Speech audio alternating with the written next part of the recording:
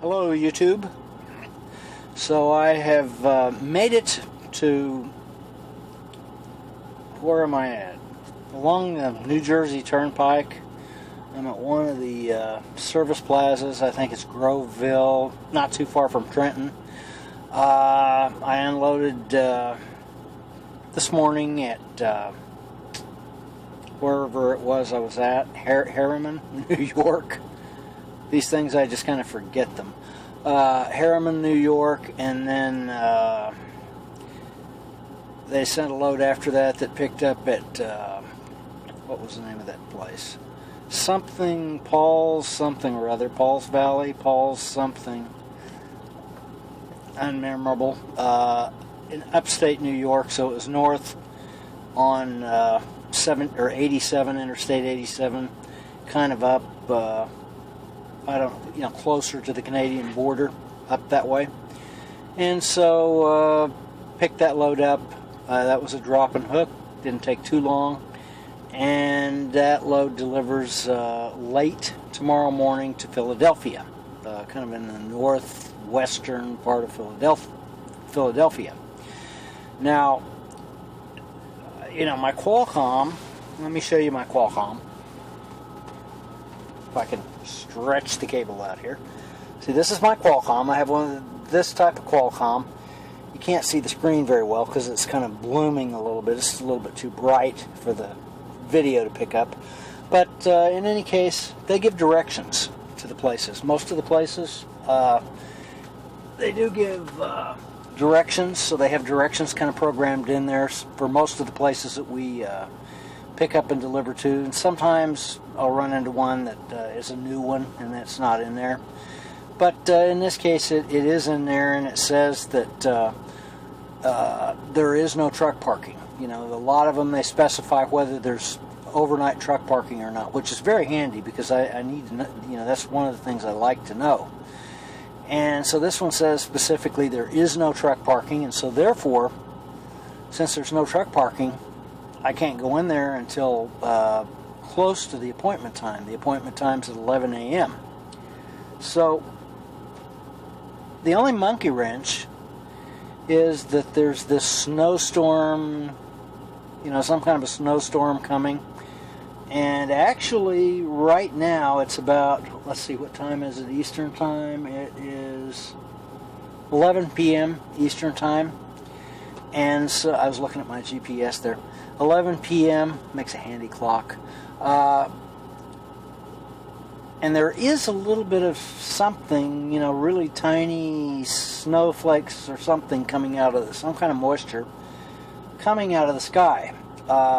Even though you can't really see it, it's not really sticking on anything. It's not even, it's kind of weird, it's not even showing up on the windshield. It's just, I could just kind of feel it on my head. So, anyway, they're saying that it's, it's going to get worse, and they're saying in northwestern suburbs that there could be up to 10 inches of snow. Now, I look at the temperature, I got the little weather widget here on my phone, which I can't show you since the phone is actually also the video camera. But there's, I've got a weather widget, and then of course, like AccuWeather, and then the Google one, the Google weather widget is actually pretty good because it's got this little thing you can slide across, and it'll tell you the temperatures. The projected temperatures. Right now it's 23 degrees. But it shows you the projected temperatures as you slide it across. So by the time I want to leave here, because right now I'm about 35 miles from the delivery point, from this New Jersey Turnpike service plaza.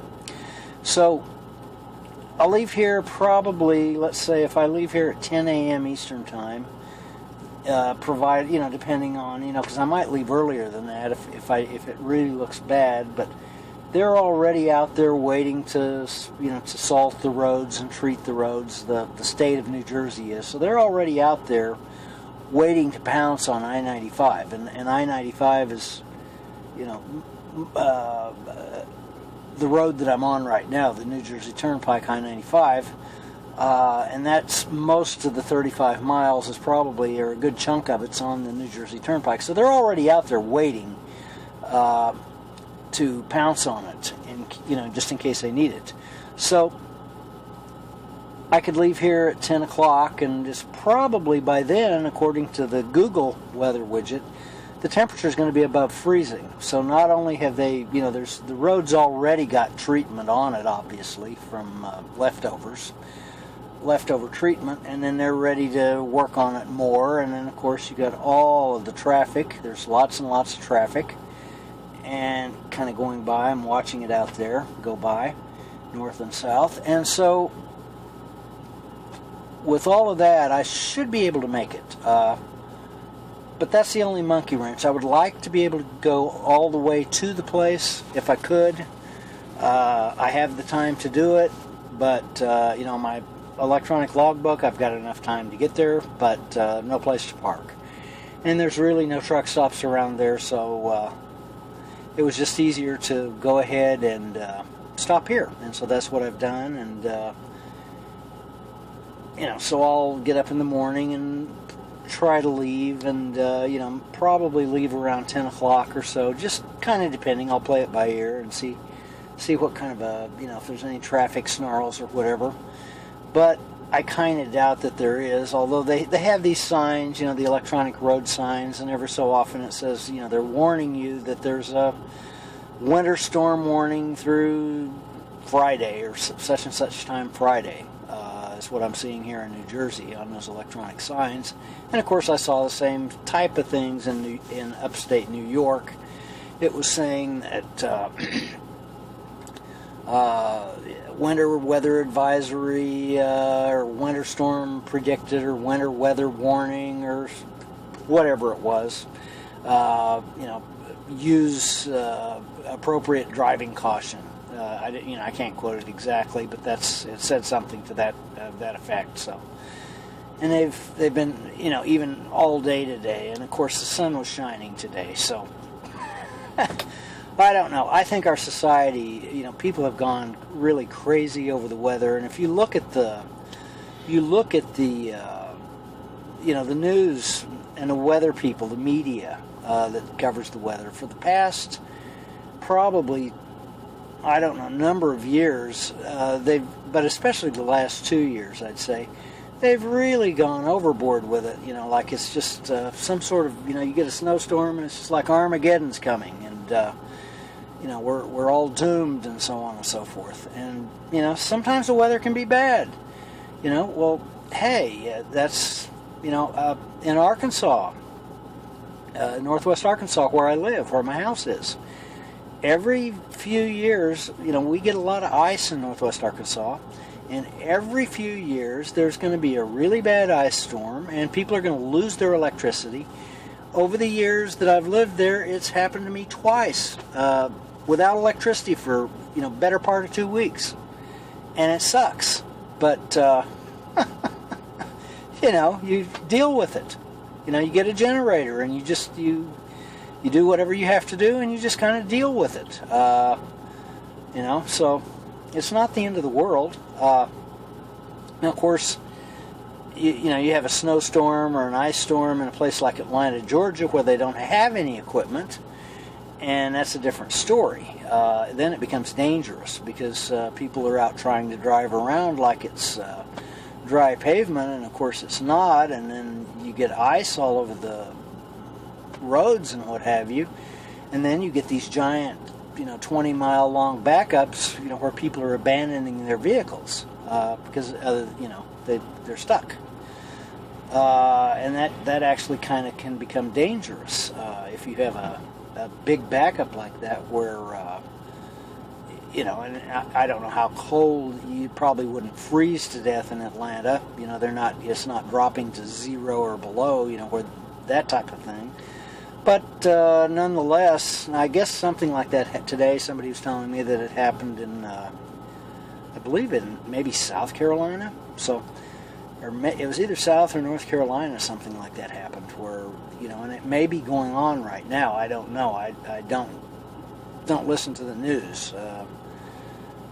I kind of know what's happening. I have people telling me what's happening. I do read news headlines, but I feel there's really no point in following the news. There's nothing I can do about it, and that brings up a good point I was thinking about today. People, and including me, for the longest time, you think, well, it's all about, in America we have our representative democracy, and all we have to do is get enough people to vote a certain way, and we're going to fix it through voting. And of course, there is no fixing it through voting. There is no political solution, and I finally realized that. There is no political solution, and I'll tell people that, and they'll say, well, yeah, you're right, but we've still got to fix it. Somehow we've got to fix it. You're attacking the wrong thing, and that's why all of these political things, if there was going to be a political solution, it would have been Ronald Reagan back in the 1980s. Reagan was able to sort of turn the tide on the economy, but the real problem continued in earnest, and the real problem that we need to be attacking, pull the cotton out of your ears. The real problem is the morals. Our morals are down in the sewer as a nation. There's way too many of us. Our morals have just gone right through the floor, and the important result of that is all of these broken families. And I talked about that a little bit in the last video. The broken families, you have today 50% of children that are born, over 50% of children that are born today, they're born to like a single parent family, so that means the mother, and in many cases don't even know who the dad is, because mother's just been screwing, every Tom, Dick, and Harry that comes along. Or if they do know who the dad is, he's a deadbeat, and he has nothing to do with the kid, and the kid's just sort of an unwanted byproduct of sex. And then the other problem, we've executed 55 million people with abortions, and so there's this. You do that, you think, when you do something like that, you think, I've taken care of the problem, I've gotten rid of the unwanted byproduct of sex. If you think, I'm going to smoke my marijuana or whatever it is, that, it's okay for me, I'm not hurting anybody else.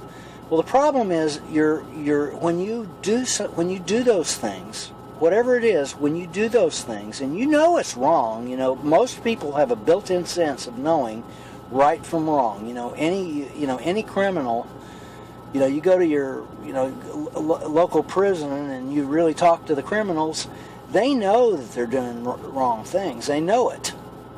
And so it's built in. We have this built, there are very few sociopaths, thankfully, but, sociopath being someone that has no sense of right and wrong.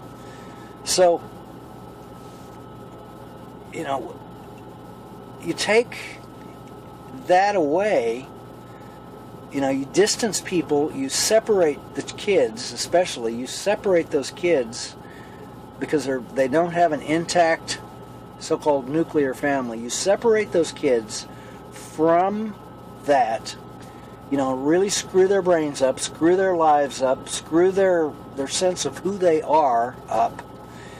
And then you just have mush, and then you have, you want to know what, you wonder why all these fads sweep the country so easily. Well, it's because we have these people that are just easily swept up. They go along to get along. Whatever the strongest pressure is what they respond to, because they've been separated from their actual identity that they would have had otherwise.